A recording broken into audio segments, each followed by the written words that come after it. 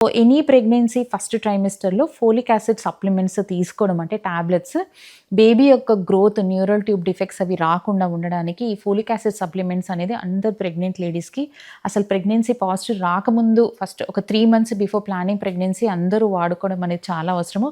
ఒకవేళ ముందు వాడలేదు అంటే మాత్రం పాజిటివ్ అయింది అని తెలియగానే ఇమ్మీడియేట్‌గా ఫోలిక్ యాసిడ్ సప్లిమెంట్స్ వాడడం చాలా ఇంపార్టెంట్. చాలా కామన్‌గా మేము చూస్తుంటామంటే మా పేషెంట్స్ వచ్చేవాళ్ళు ఫస్ట్ 3 మంత్స్ ఇంట్లో వాళ్ళు చెప్తారు ఎళ్ళకూడదు హాస్పిటల్‌కి. 3 మంత్స్ తర్వాతే వెళ్ళాలి. 3 మంత్స్ తర్వాతే చెకప్ చేయించుకోవాలి. 3 మంత్స్ తర్వాతే బ్లడ్ టెస్ట్ చేసుకోవాలని చెప్పేసి 3 మంత్స్ వరకే వాళ్ళు రారు చాలా వరకు. వాళ్ళకి భయం అలా ఎళ్ళకూడదు అని చెప్పేసి ఇంట్లో వాళ్ళు చెప్పారు. అది చాలా రాంగ్ నోట్ అండి. ఎందుకంటే మనకు ఆ ఫస్ట్ 3 మంత్సే బేబీ యొక్క డెవలప్‌మెంట్ ఇంపార్టెంట్. ఈ ఫోలిక్ యాసిడ్ సప్లిమెంట్స్ ఏవి తీసుకోలేదనుకోండి దానివల్ల న్యూరల్ ట్యూబ్ ప్రాబ్లమ్స్, డిఫెక్ట్స్ వచ్చే అవకాశం ఉంటుంది. బ్లడ్‌లో ఏమన్నా డిజార్డర్స్ ఉన్నాయి, మనకి థైరాయిడ్ ప్రాబ్లమ్ ఉంది, ఇంకేదన్నా ప్రాబ్లమ్ ఉంది అంటే మనకు ఆ 3 మంత్స్ టైమ్ పీరియడ్ అనేది ఇలాగ వేస్ట్ అయిపోతుంది.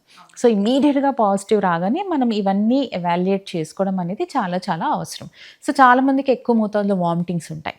సో వాళ్ళకేంటంటే మనము మెడికేషన్స్ ఇవ్వడం జరుగుతుంది. డైట్ అడ్వైస్ ఇవ్వడం అనేది కూడా జరుగుతుంది. కొంతమందిలో ఏంటంటే ఎంత మెడికేషన్ ఇచ్చినా ఎక్సెసివ్ అమౌంట్ ఆఫ్ వామిటింగ్స్ ఇంకా అన్‌కంట్రోలబుల్ ఉంటాయి.